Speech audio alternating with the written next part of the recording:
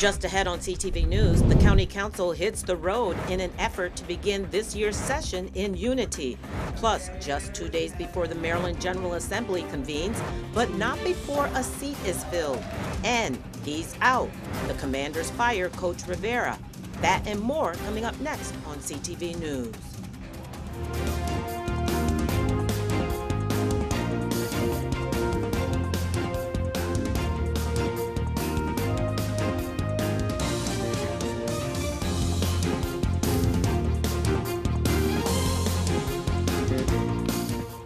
Good evening. I'm Patricia Vallone with a CTV News update. Well, a future transitional center for the homeless and a church that serves the needs of northern Prince Georgians. Those were two of the sites that council members got to see today. They were part of the council's first field retreat across the county. The bad news is if we make no changes going forward, we're in a big hole. But we are going to make changes and we're going to work together. Council members heard from the county's budget director this morning before hopping on a bus to Laurel, the first stop on a whirlwind tour of Prince George's. Chair Jolene Ivey says she wanted to take the council's annual retreat out of the classroom and into the field. First stop was chosen by Council Member Tom Dernoga. The Laurel Multi-Service Center will be a future transitional center for the homeless. Upstairs there will be, around the perimeter of the building, are your transitional housing rooms. The county's been trying to put together a homeless shelter, and they've had a lot of hurdles and obstacles. And I thought it'd be good for the council members to see a project that's underway, looks very successful. So they're going to have transitional housing. They're going to have nonprofit groups that deal with the unhoused, providing services here. They're going to have a warm nights program. We're going to have shower services as well, and our house population come in and get a shower, get some clothes, get a haircut, get some things to get them in. Then the wraparound service I said earlier, they can get screened for these things, address them to make them whole. The Kingdom Fellowship AME Church in Calverton was the second stop, where a new center is under construction to serve the needs of people across the region. Councilmember Calvin Hawkins chose this site for the tour. When they go to the market, before they go into the market, the way that we're designing the model is that you will be able to visit the market at least twice a month, and then we will be able to connect you with other services and supports as a part of your experience. This is a very important place in Prince George's County for not just the social and human things they have done for our county. I just thought our colleagues need to see this jewel that's here in our county. Our Kingdom Care Center really is designed to be a one-stop shop, wraparound services place where people from all over the region, particularly here in Prince George's County, can come and receive support. So far, we've been feeding thousands of people weekly. Ivy says she hopes the field retreat helps unite an often divided council. In addition, she says it will also save money since the only real expenses are the cost of the bus and lunches, something important in these lean budget times. And this afternoon, council members toured several locations in Langley Park and Hyattsville. The tour continues tomorrow throughout central and southern Prince George's. Congratulations, Delegate Denise Roberts.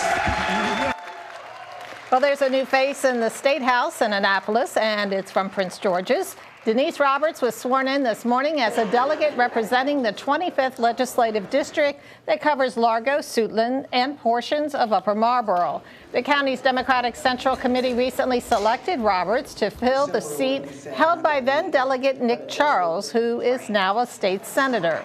Roberts addressed her new constituents following the swearing-in.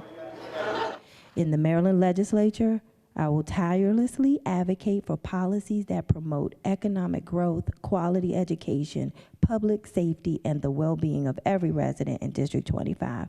Together, we will work towards a brighter and more prosperous future for our district and for Prince George's County and for Maryland. Once again, I thank you from the bottom of my heart for entrusting me with the privilege to serve. And 3 delegates represent portions of the 25th District. They plan to hold a meeting tonight at Bishop McNamara High School to discuss their legislative priorities for the upcoming session, which begins on Wednesday. Well, with the legislative session in Annapolis scheduled to get underway, lawmakers are moving forward with their legislative priorities while grappling with a projected $761 million budget deficit. Among the top issues, lawmakers say public safety is their #1 priority. Other top matters include education and transportation.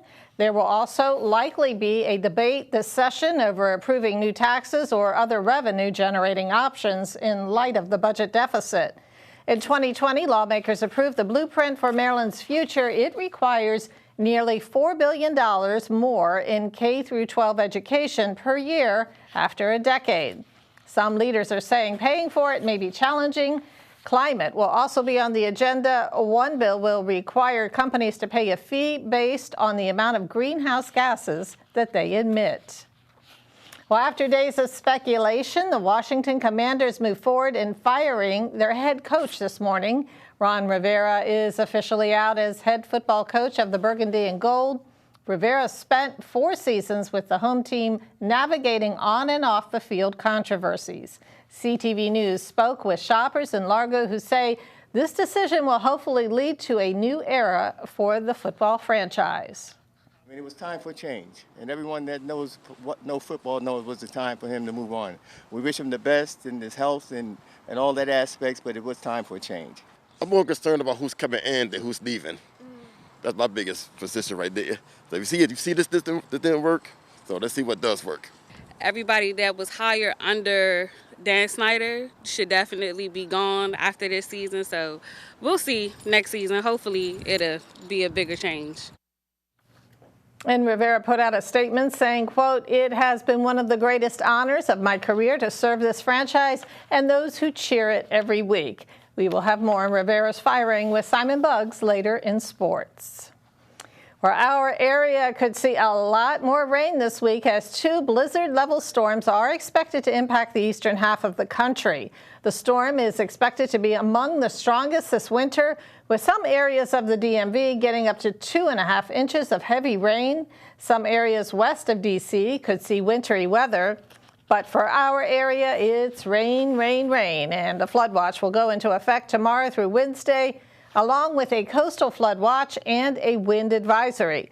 Gusts could hit the 50s. A second storm is expected to saturate our region on Friday. And you are watching CTV News. I'm Patricia Vallone. You may soon see more crossing guards on the street. We'll have all the details after the breaks. Just stay with us. When I arrived in the U.S. at 19, I struggled to find job opportunities without a high school diploma. Everything I have, my education, my career, my marriage, I owe to the Adult Literacy Center and my teachers. Your achievement has set an example for so many students. Most importantly, your daughter. Education was the key that unlocked all my opportunities. When you graduate, they graduate. Visit finishyourdiploma.org to find free adult education centers near you. Welcome back. Well, in response to the shortage of crossing guards in the county, an emergency school crossing guard staffing plan has been enacted, where county police are stepping in and filling in those gaps. CTV's Mariah Jalad has the story.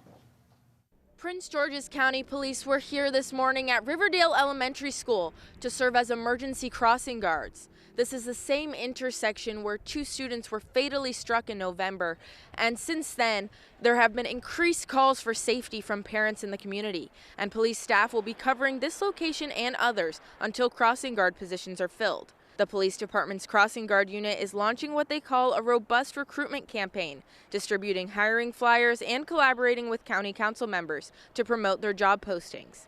As an added incentive, crossing guard pay has increased to over $17 an hour, and the department is considering reducing the age requirement from 21 to 18. 10-year-old Shalom Mba and 5-year-old Sky Sosa were struck by a van November 20th of last year at this intersection when there was no crossing guard. And since then, lawmakers have vowed to do what they can to make sure a tragedy like that doesn't happen again. County Police Chief Malik Aziz says police will continue to temporarily fill the crossing guard positions until a more permanent solution is in place. Mariah Jalad, CTV News. And if you want to apply for a crossing guard position, you can find more information at the website on your screen. Well, police are investigating a shooting that left 1 man injured outside of Jasper's restaurant in Largo. It happened along the 9400 block of Lotsford Road in Largo following an argument about 7:30 last night. A man was shot in the parking lot. An SUV took the victim to a local hospital before speeding off. The man is in stable condition, and the investigation is ongoing.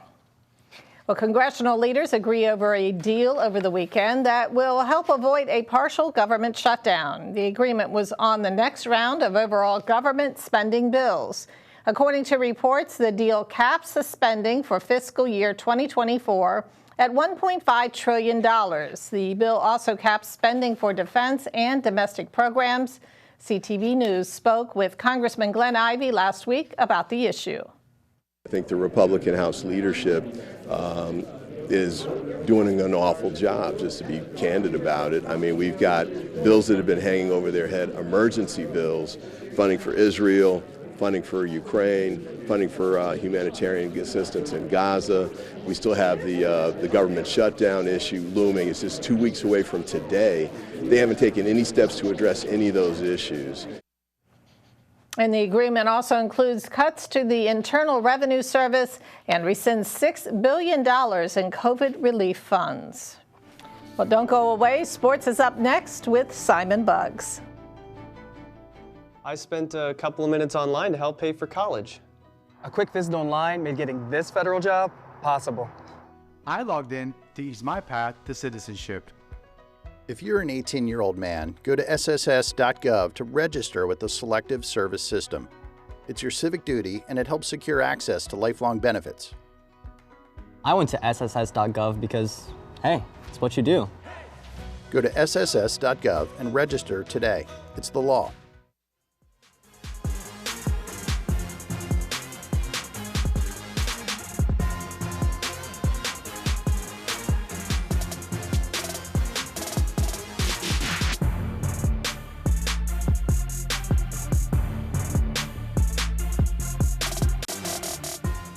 All right, everyone, we begin your Monday sports page with some news from the NFL.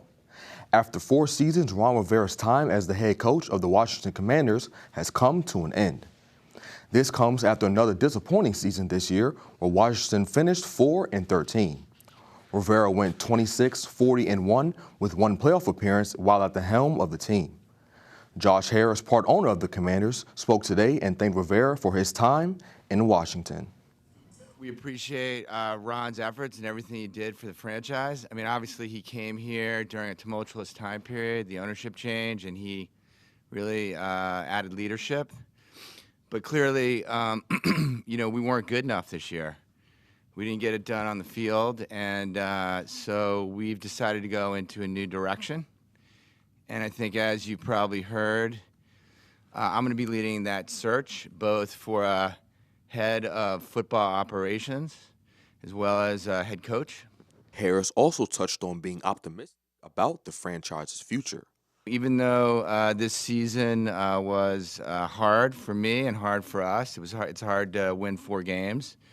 From my point of view, we are coming out of this with poised for a great future. A lot of draft capital, a lot of cap space, and I'm lucky enough to be supported by an amazing ownership group, and obviously we think we're an attractive destination for the next generation of leadership. Washington holds the number 2 pick overall in this year's NFL Draft. Moving on to some high school basketball news, the Flowers girls basketball squad has begun their season red hot as they are currently 7-1. And one reason for the Lady Jaguars' strong start is due to how well the newer players have developed chemistry and camaraderie with the vets on the team. Well, they are definitely developing a chemistry with the returning players. And it was pretty easy because they've been playing with us throughout the summer, and they're pretty good basketball players in their own right. So the transition was pretty fluid. And finally, the UMD men's basketball team fell to Minnesota last night in a close game, 65-62. This is the second game in a row the Terps have lost, and they will try to get back on track versus Michigan on Thursday. And that wraps up your Monday sports page. And that will also wrap up our CTV News Update. I'm Patricia Vallone. And I'm Simon Bucks. Join us again tomorrow for the best news in the area. Have a great evening. Good night.